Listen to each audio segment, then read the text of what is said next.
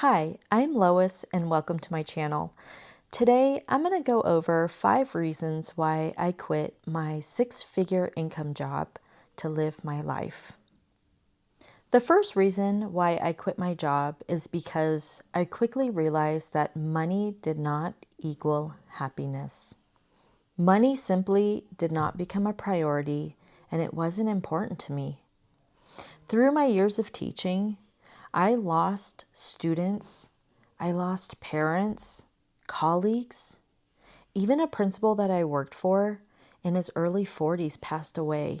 And these things opened my eyes to see that time was just a moment. Our time here on this earth is just a moment. We don't know how much time we're given.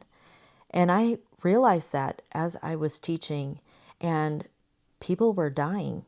Meanwhile, as I grew in my career ladder and every year I was getting an increase in my pay, I was buying things like designer clothing, a nice house with a pool in the backyard and nice views, very nice up-to-date cars, and even eating out regularly.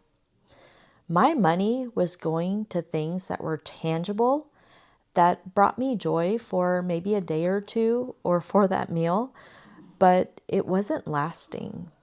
I felt some kind of void in my heart, and in my head, I just knew that I wanted my time back.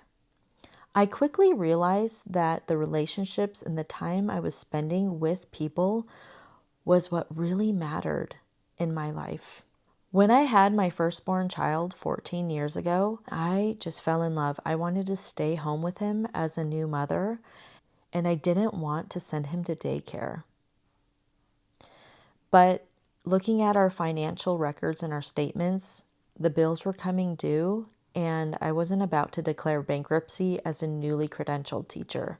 So I went to work. And I went to work for 12 years. I don't regret one moment of working because I wouldn't be where I am today had I not worked. I wouldn't have noticed and seen trauma and learned these lessons if I hadn't worked. We had the house where everybody would come to, and we would do pool parties in our backyard. We had a nice kitchen. We had views of the valley where we lived. It was so beautiful. Everyone from the outside looking in would say, "Wow, you're so successful." But in my heart and in my head, I was not successful. I was falling apart. The second reason why I quit my job is because I never really enjoyed having a boss. I didn't like having someone to report to. But from the time I was a young child in kindergarten, I always had to report to the teacher. And in college, the professor. And when I was a teacher, I would have to report to the principal. And there was always someone I had to ask permission to do anything, like go to the bathroom or take a vacation. In fact, I lost the ability to stand up for myself.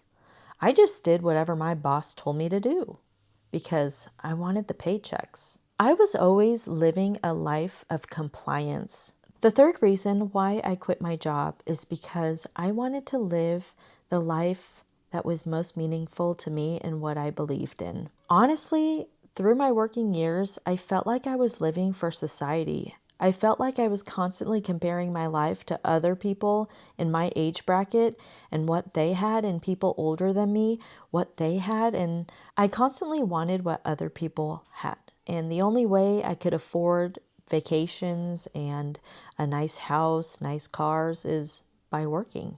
Instead of being true to myself, I was meeting the expectations of my bosses, of society, and the lifestyle that matched my income. When in actuality, I wanted to spend time with my children, my aging parents, my sister, building relationships with close family and friends. That was the real gold, I realized. The fourth reason is a continuation of the third reason, and that is to build meaningful relationships with people. I felt like year in and year out, I would see students on a rotating basis. They would go through my room, and then the year ended and I would say my goodbyes, and that was the end of it. And then a new batch of students would come in, and it was just a revolving door. year in and year out. Same with my career, my job. I switched jobs multiple times to get into the district I eventually wanted to get into because it was one of the highest paying school districts.